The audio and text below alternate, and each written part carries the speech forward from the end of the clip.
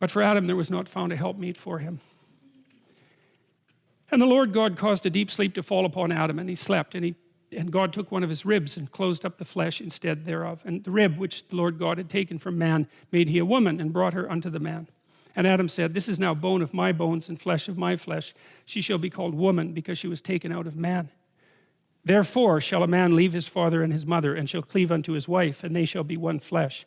That's a walloping statement to put in there at the end of those 3 sentences. I mean, the therefore comes as somewhat of a surprise, but there's an injunction there. Well, it's a good injunction, man.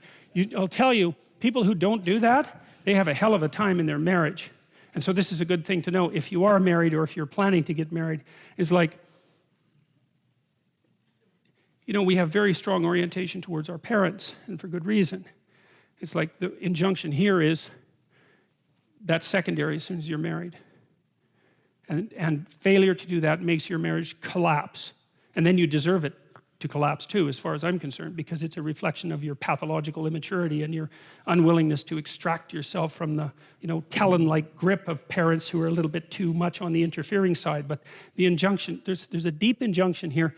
It's very complicated. So one of the ideas is that the original Adam wasn't a man, like a separate man. It was more like a hermaphroditic being. And in that hermaphroditic being, there was a kind of undifferentiated perfection. And then that was split into male and female. And then that part of the goal of human beings is to reunite that as the singular unity that reestablishes the initial perfection. And that's actually the goal of marriage from a spiritual perspective. And you could read about that if you read Jung, because he wrote quite a bit about that. It's lovely. It's such a good idea. So I had these friends that went to Sweden to get married. They were from northern Alberta, but his heritage, both their heritages were Swedish.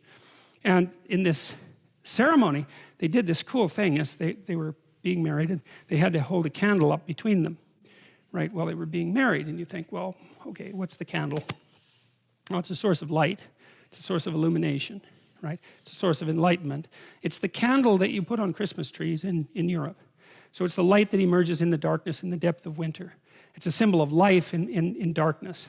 It's the reemergence of the sun at the darkest, coldest time of the year, which is also associated symbolically with the birth of Christ for all sorts of complicated reasons. And so the candle's all that. And then the next question is, why do you hold it above you? And the answer is because what's above you is what you're below to. So it simplifies something transcendent. And so why do you both hold on to it? Well, because you're both supposed to hold on to the light, right? And you're supposed to be subordinate to the light. And so you ask, well, who's in charge in a marriage? Well, the light. That's the idea. So you come together as one thing. You're no longer two things. It isn't what's good for you, and it's not what's good for your wife. It's what's good for the marriage. And the marriage is about the combined being, which is the reassembly of the original hermaphroditic being at the beginning of time. That's the idea. And that's all packed into like these 4 sentences. And you know, there's been, well, all of these sentences have tremendous history of interpretation associated with them, right? It's just endless and endless and endless, and that's one of the lines. And so it's also an antidote to the idea that women taken out of men, which is obviously the reverse of the biological process, by the way, makes women in some sense subordinate to men. That is not built into this text. I don't see that at all as built into the text. Therefore shall a man leave his father and his mother, and shall cleave unto his wife, and they shall be one flesh. It's like, yeah. The other thing about marriage, this is really worth knowing too, is that I learned this in part from reading Jung. It's like, what do you do when you get married? That's easy. You take someone who's just as useless and horrible as you are, and then you shackle yourself to them. And then you say, we're not running away, no matter what happens. Yeah, well, that's perfect, because then you don't get to run away. And the thing is like, if you can run away, you can't tell each other the truth. Because if you tell someone the truth about you and they don't run away, they weren't listening.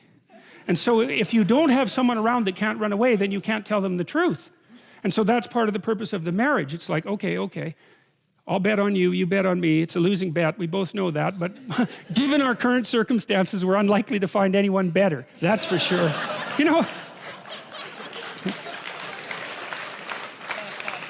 There's two things that come off of that. One is, you know, people are waiting around to find Mr. or Mrs. Right. It's like, here's something to think about, man, to put yourself on your feet right. If you went to a party and you found Mr. Right, and he looked at you and didn't run away screaming, that would indicate that he wasn't Mr. Right at all, right? It's like the old Nietzschean joke.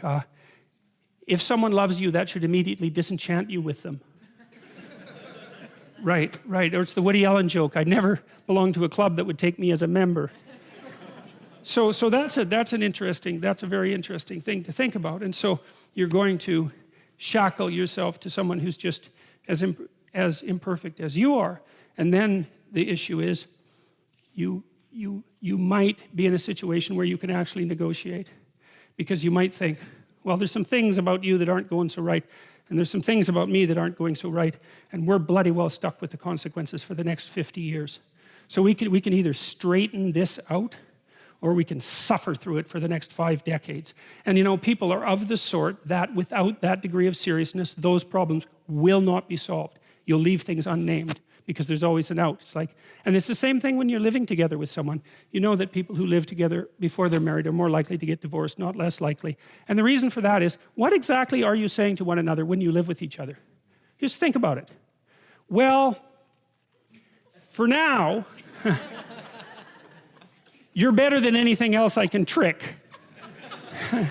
But I'd like to reserve the right to trade you in.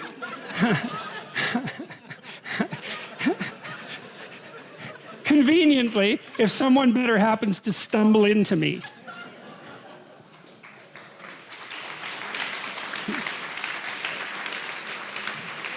Well, how could someone not be insulted to their core by an offer like that? Now, they're willing to play along with it because they're going to do the same thing with you. Now, well, that's exactly it. It's like, yeah, I know you're not going to commit to me, so that means you don't value me or our relationship above everything else. But as long as I get to escape if I need to, then I'm willing to put up with that. It's like, that's a hell of a thing. I mean, you might think, how stupid is it to shackle yourself to someone? It's like, it's stupid, man. There's no doubt about that. But compared to the alternatives, it's pretty damn good. Because without that shackling, there are things you will never, ever learn, because you'll avoid them. You can always leave. And if you can leave, then you don't have to tell each other the truth. It's as simple as that, because you can just leave. And then you don't have anyone you can tell the truth to.